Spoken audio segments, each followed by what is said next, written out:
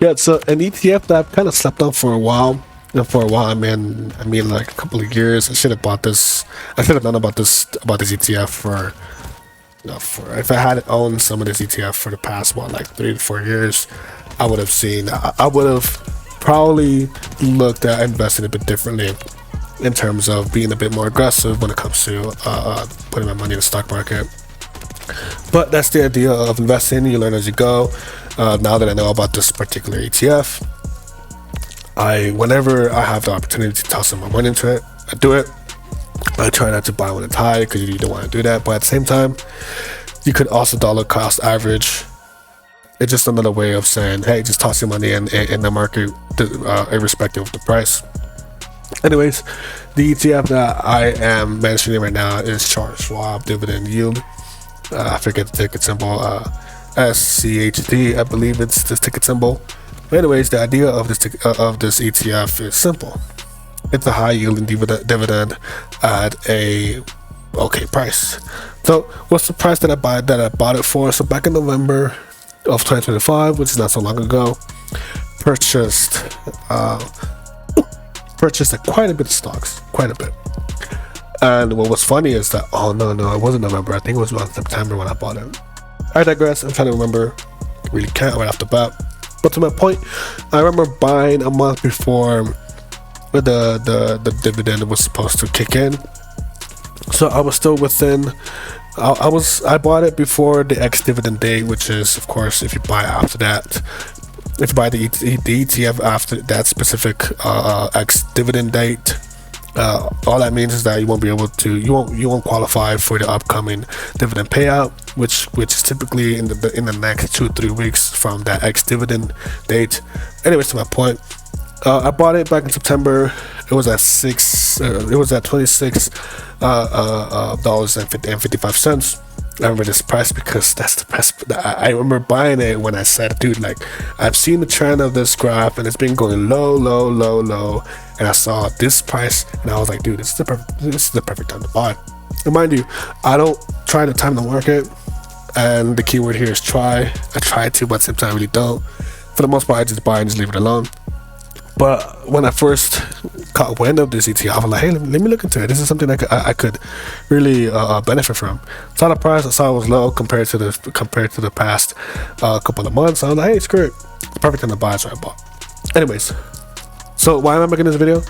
What the turning point of me saying, hey, like, I'm gonna buy some more, I'm gonna hold this until I die, or let me beef this up when it comes to my portfolio was this stock paid a lot, but this ETF paid a lot in dividend yields in the short amount of time that I had it for. And the perfect part about it is that the price doesn't oscillate a lot. The price does not oscillate a lot, and that's kind of what you want. So what I ended up doing at the time was, hey, here's the amount of money I'm willing to invest in this ETF, and then. And the funny part about it is that as soon as I bought, it just went up, and it kept on going up. So not only am I getting a lot in dividend yield, what I'm also getting is a high amount of unrealized gains, and that's a plus. Well, that's a plus on top of the benefit already of owning Charles Schwab. So if you are comfortable investing quite a bit of money into this ETF, you should do it. If you buy 1 or 2, so this was also my mistake that I did back in the day. My mistake was like, hey, like, I'm not gonna invest a lot. I'm still new to this. Let me toss 20 here, 30 there, 100 there. And it was relatively inconsistent. But I got the portfolio to the point where, hey, like, I have a decent amount invested. I have a used car. Amount in this portfolio. Of course, a used car amount depends on time frame. Right, the time frame and what brand, right? But that's besides the point. I said I have a good amount in here. I've seen the power of time in the market. Let me go ahead and try to capitalize on this knowledge to try to get my portfolio up as high as possible.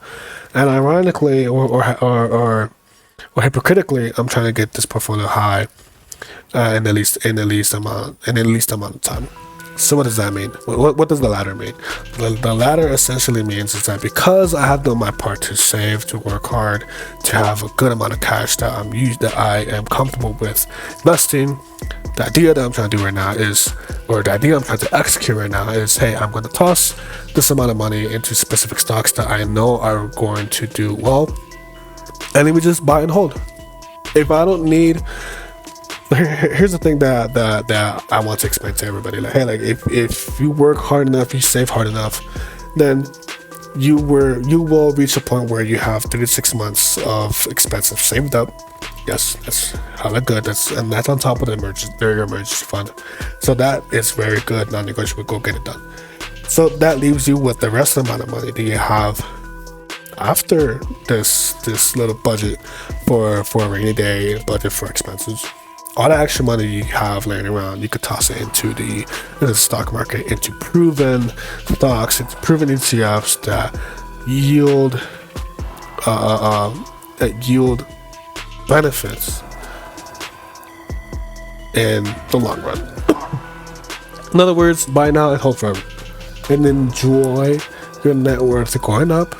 Enjoy the income that you would get as time progresses, and most importantly, you're using your money to do something important, to do something good. You're not using money to go spend on something stupid.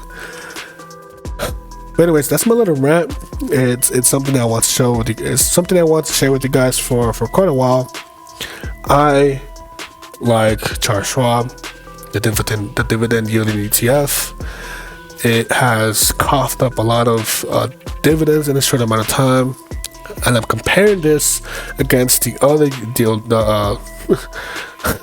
dividend yielding stocks and ETFs I also have. But it's not specific to high yielding. It's just a stock or an ETF that just pays dividends just because it does. Alright then, fellas, please let me know what you guys are normally invested in. If you guys are new to investing, if you guys are seasoned investors. I'm also learning as I go through this, and the point of my channel is to pretty much get you guys up to speed in investing, so you guys can experience what I've been experiencing recently, or for a while now, I should say. I've been investing for 4 years, and what I want you guys to experience is 2 things: holding on to something solid when things are going down. Think of the pandemic. Think of April 2025. And also being able to buy the dip when you have extra cash laying around and just riding the wave up. That's the experience I want to share with you guys. Alright then, fellas. Later.